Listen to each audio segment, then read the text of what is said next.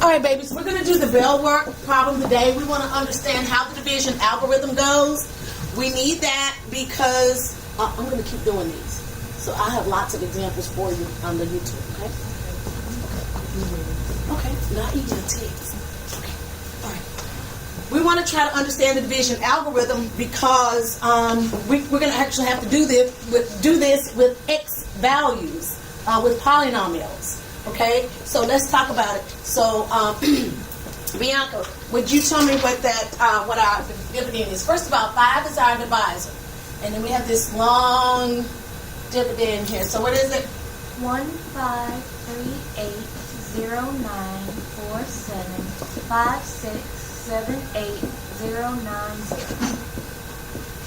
Okay. In order to do long division, here's a rhyme that we're trying to use to get you to understand how to do it. And the rhyme that we're going to use is find something nice.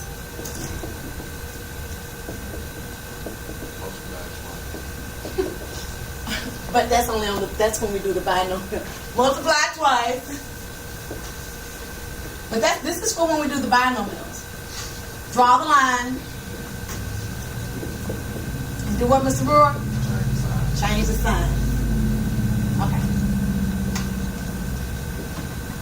Now, we're going to use this little rhyme when we do the algebra, but I want you to see how this applies to just regular 5th grade math, what we call the division algorithm, okay? It just means the process of dividing by what we call long division, okay? So, let me write up here, long division.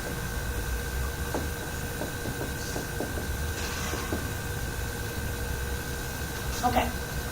First, we take this number on the outside. Now, pay attention to this process because, again, I'm going to put X's in it next time. For those, block 8 has already seen this, so I want everyone to see it at this time. We're going to take this number 5, and we're going to look at the number 1. And 5 will not go into 1, but 5 will go into 15. So it'll go in there 3 times. Now, what I want to do is, I found this number 3. Now I want to multiply it by the 5.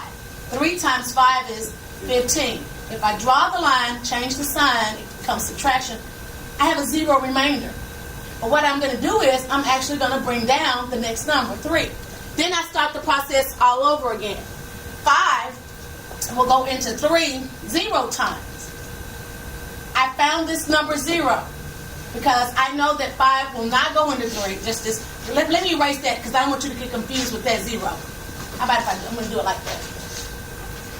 5 will not go into 3, so I put 0 times. But I have to multiply. 0 times 5 is 0. So I draw the line, change the sign. When I subtract, I have a 3. Then I bring down the 8 and write it there. Okay, 5 will go into 38. 7 times. Thank you. So now that I found the 7, I do what, class? Look right here. Multiply. Huh?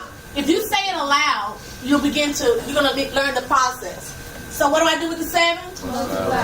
By the 5, and I did get what? 35? I'm going to start writing smaller. So I draw the line, change the sign, and what do I have?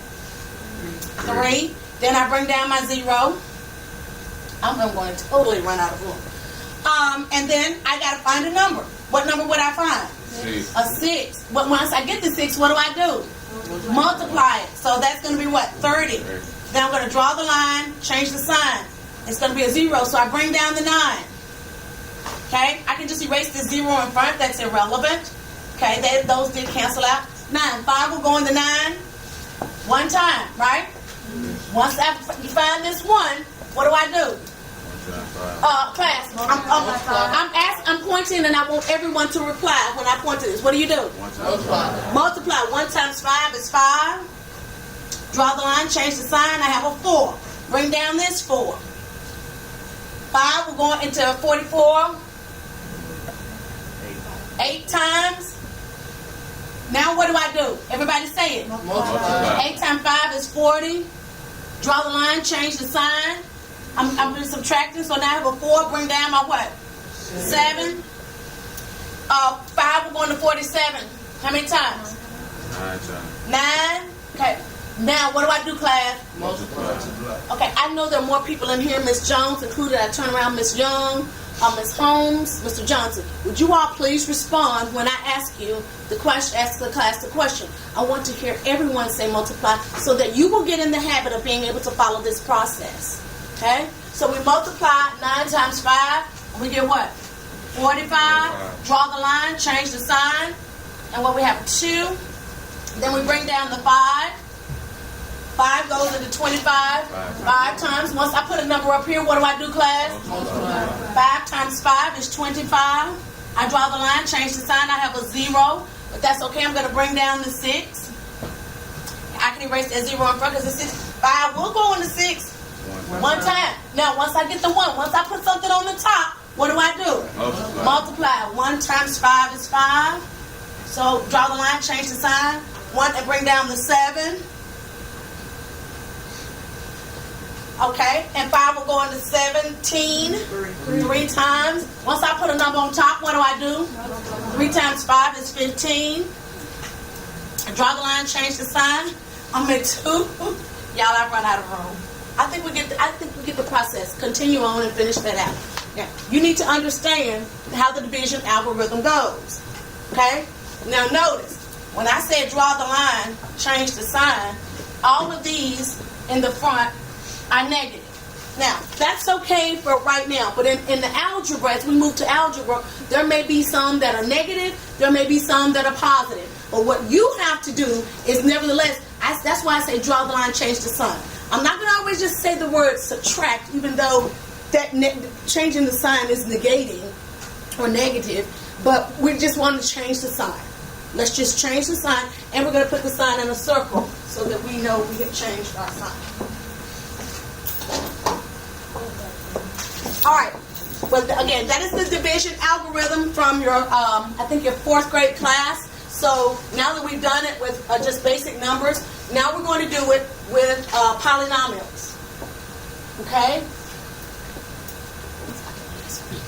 All right. So once again, the little rhyme that we're going to use is find something nice, multiply twice, draw the line, change the sign. This is all you have to do, but it does take practice, right, CC? Okay, because CC stayed for tutoring yesterday, and it does take practice. So I don't want you to feel like you look at it today and you know, I'm comfortable with it. I'm sure I can do it. You must practice. You must practice. All right, the first problem we're going to work on, a short problem. You might see the problem like this, class.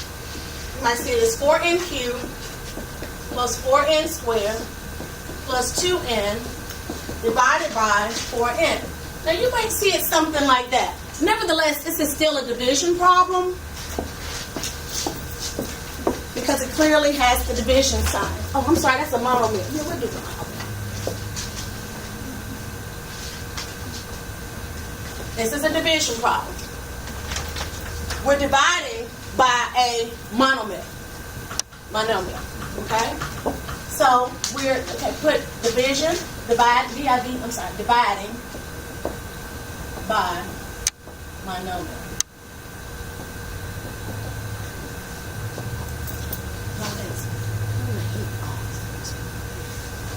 Now, what I need for you to know, class, is that the monomial means what? How many terms? One. Now, I'm going to explain how to divide by 1 term because when we divide by 2, it's going to be a whole different process, the process that we did over there for our bell work. Okay? But let me just show you how to divide by 1 term. I would be remiss if I did not, at least acknowledge the fact that we can divide by 1 term. But what we want to get to is learning how to divide by 2 terms. Okay? All right. So right now, everybody say 1 term in the denominator. 1 term in the denominator. All right. So here's how we do that problem. We write it as 4n cubed, and we're going to divide that by 4n plus 4n squared divided by 4n plus 2n divided by 4n. Do you see how I'm dividing each term by 4n? Okay? Now, we have to obey exponent rules because we have all of these exponents. We have n to the 3rd power, n to the 2nd power, and n to the 1st power, and first power, and first power. And when you obey exponent rules, when you divide, what do you do to the exponents? Okay, let me start over. When we add and subtract, we're combining like terms. What do we do with the exponents? When we're adding and subtracting, What do we do with the exponent from exponent rules? When we're adding and subtracting, what do we do with the exponents? Okay, class. When we're adding and subtracting, the exponent rules, we've already covered this. When you add and subtract, that is called combining like terms. You keep them. You keep them the same. That's how combining like terms. But when you multiply, Multiplying is dividing your add. when you multiply, you do what to the exponents? You add, Huh? add, So can anybody tell me what happens if we divide? subtract. We subtract. Okay. All right. We're going to obey exponent rules. So because we're dividing, we're going to subtract. So 4 divided by 4 is 1. 3 minus 1 is what? Andy, I'm subtracting the exponents. You see 3 minus 1? You don't see it? You sure? Come and show me. Well, now, because I'm going to have this video put out on the web. Because the end is like 1. That's to the first power. Very good. That's to the first power. So 3 minus 1 is 2. 2 minus 1, but first of all, 4 divided by 4 is what? 1. 2 minus 1 is what? N. It's just 1, right? So we just write n, and then of course, 2 divided by 4 is what, class? Class, why? Don't say 2. 2 goes into 2 1 time. 2 goes into 4 2 times. So acknowledge this as being 1/2. Okay? And 1 divided by 1 is what? 1 divided, I'm sorry, 1 minus 1 is, and n to the 0 is, according to exponent rules, who said 1? Right, Kimmons? Exactly. Anything to the 0 power, we rewrite it, we erase the entire thing, and we write it as 1 times 1. So, will that change the 1/2 by multiplying by 1? No, it will not. Okay. So that's how we multiply. This is how we divide with monomials. So I can erase this one, and I can erase this one, and that will be your final answer. We can erase those coefficients of 1. That's the final answer. Let me work one more for you. I'm just going to go ahead and write it and set it up. So we have 8m to the 4th plus 2m third plus 20m squared. And here's this trinomial. We're going to divide it by 4m cubed. Why we do 4 this one? Why do we do 4? This is another problem. Last time we did 4, but I thought it was 4. Why you do? Say again? I'm saying, why are you picking 4? This 4. Because that's the problem on the sheet. I thought that was you just saying you got it. This problem right here.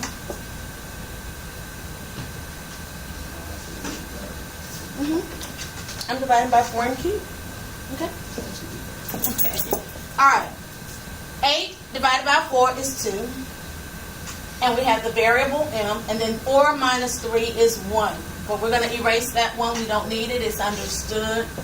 Plus 2 divided by 4 is what, class? 1/2. And then m, our variable m, then we have 3 minus 3 is what? Is what? And anything to the 0 power is what? 1. So is it m to the first power, or just replace the whole thing with the number 1? Replace the whole thing. Replace the entire. So we're going to just erase this m to the 0 and replace it with what? 1. Times 1. Now, will times 1 change that? No. So we can just totally erase that all together. Then we have plus 5. 20 divided by 4 is 5. Now, m. 2 minus 3, class, is what? Negative 1. Negative 1 to minus 3. So, we cannot leave negative exponents in our final answer. So, if you recall back at the beginning of the year when we talked about exponent properties, I told you that if you had a negative value for your exponent, who remembers what we would do with that? Say again? No, not drop the sign. How would you make that exponent positive? We're Flip the sign. Not flip-flop. Okay.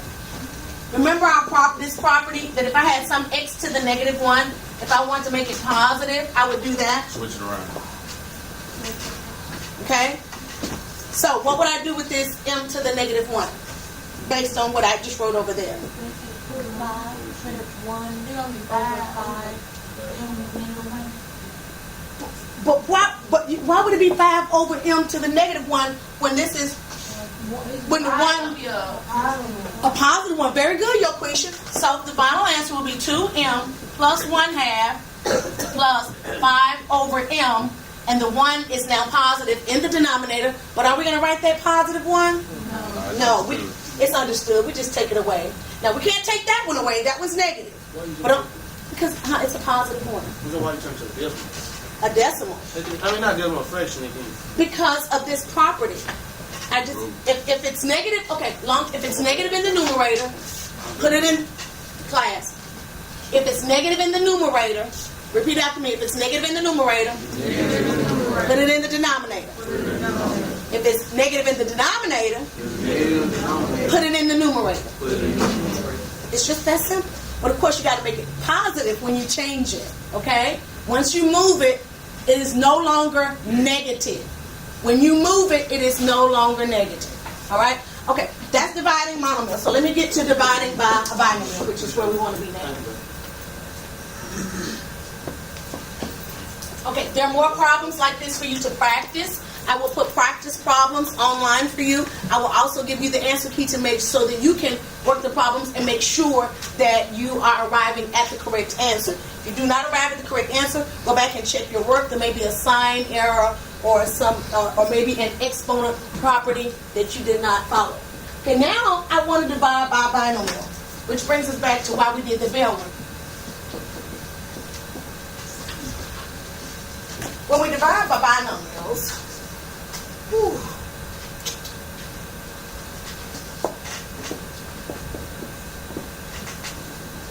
this is a binomial. How many terms are there here? 2. Pardon me? 2. 2.